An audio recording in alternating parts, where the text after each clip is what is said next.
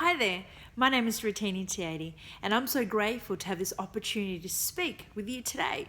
Today I want to speak on the area of freedom in forgiveness, and in particular, how to actually find freedom in forgiveness. The text that I'd love to share with you is from Colossians 3:13. Bear with each other and forgive one another. If any of you has a grievance against someone, forgive as the Lord forgave you. I was born in the Cook Islands on the 26th of February 1979 to a young mother who was actually bound by traditions and culture that forced families to give up their firstborn child to other family members to be raised. Now, I was my mother's firstborn child, and I guess I was fortunate enough to be given to her parents, which are my grandparents.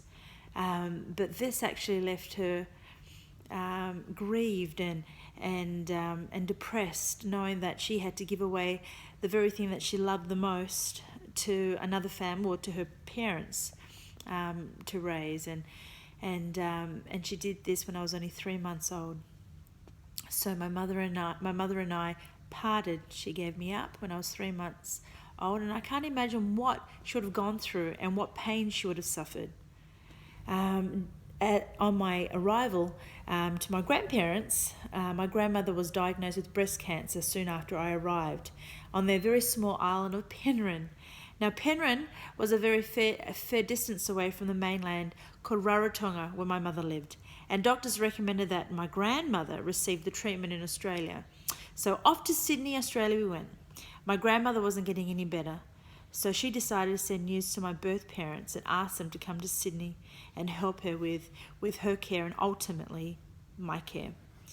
I was reunited with my birth parents at the age of 5, a year before the passing of my beautiful grandmother. The shock, the confusion, the anger that I felt as a little girl when I was confronted for the very first time meeting the other parents. You see, at this point, I had no idea I had other parents.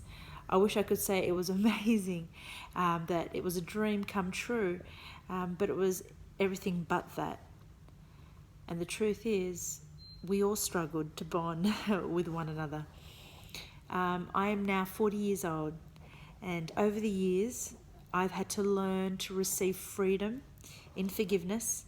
I was 14 years old when I first prayed the salvation prayer at church, a church called Petersham AOG in Sydney in 1993. That God had forgiven me of all of my sins and that He had loved me, and I had received Him into my heart and received Him as my Lord and Saviour. And it was at that point, for the very first time, I felt true freedom and peace. And it was years later that God had showed me that letting go and letting God would keep me in my freedom. You see, letting go of offense, rejection, abandonment, anger, resentment, insecurities, and fear was the very things that I had to let go of and allow God, release it to God, and allow God to actually restore and heal in my life. You see, letting go was great, but letting God was even better. So God continued to heal and restore my life. My mother once asked me years later to forgive her. She felt so bad for giving me up, and I said, absolutely, I forgive you, Mum. And she couldn't believe how quickly I said, yeah, I forgive you. But I simply reminded her that God had forgiven me of so much, and we must forgive like Him. So it wasn't hard for me to say that I forgave her because I had forgiven her years before. I encourage you today to make a choice to forgive. Choose to let go of the past hurts and the things that entangle you and hold you back and keep you from the freedom that we all want in life, and let God heal you into your freedom. Thank you.